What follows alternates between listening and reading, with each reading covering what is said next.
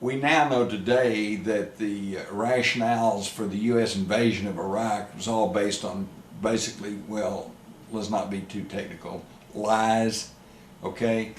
Oh, Saddam Hussein's going to have a nuclear bomb in 6 weeks. Wrong. Oh, he's got weapons of mass destruction. Wrong. You know, oh, we're going for his gas and oil. Wrong. Oh, we're bringing democracy to Iraq. Wrong. Don't we remember how that the mercenary group Blackwater killed 40-something people in one square in a shooting spree, and the government of Iraq, the ones we put in power, our little puppets, said, that's it, we want them out of there, and the U.S. said, no, we have a contract, they get to stay. How's that for democracy? But anyway, all of that proved untrue, so what is the truth? I think that they were after the artifacts and the ancient technological secrets that might have been found in the recent archaeological discoveries that were being stashed in the Iraqi National Museum in Baghdad. By the late April of 2003, with Baghdad in American hands, at least 70,000 priceless artifacts and tablets were taken from the museum in a frenzy of looting, despite the fact that Maxwell Anderson, president of the Association of Art Museum Directors, headed a whole group of museum administrators from around the world that had pleaded with the Pentagon and thought they had assurances that the museum would be protected. However, the evidence clearly showed there was something going on other than just a looting mob.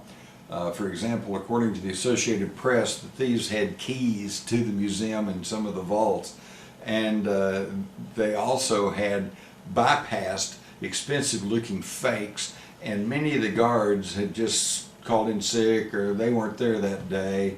Okay, so it sounds like this was definitely an operation.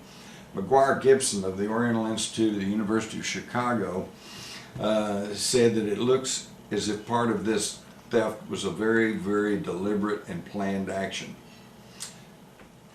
Dr. Donnie George, head of the Baghdad National Museum, said, I believe there were people that knew what they were after. They had bypassed a gypsum copy of the Black Obelisk, and this means they must have been specialists. They did not touch the copies. They also found glass cutters in the museum that had been used in the break-in that were not available in Iraq. Again, further proof that this was done by professionals who knew what they were after. Colonel Matthew Bogdanos headed up the investigation of the looting of the Iraqi National Museum for General Tommy Franks, and in 2004 published a article in Archaeology magazine in which he said that the basement was an inside job. He said you have a public gallery, which originally 40 exhibits were taken. He said we've recovered 11. The storage rooms are about 3,150 pieces taken, and this is almost certainly by looters and indiscriminate people in the crowd. And he said of all those, they've recovered about 2,700, but he said the basement is what he's been calling an inside job. And this is Colonel Bogdanos said, I will say it forever like a mantra. It is inconceivable to me that the basement was breached and the items stolen without an intimate insider's knowledge of the museum. From there were about 10,000 pieces taken. We've only recovered 650 approximately. So they still have the secrets taken from the basement of the Baghdad Museum. And this is what they were after.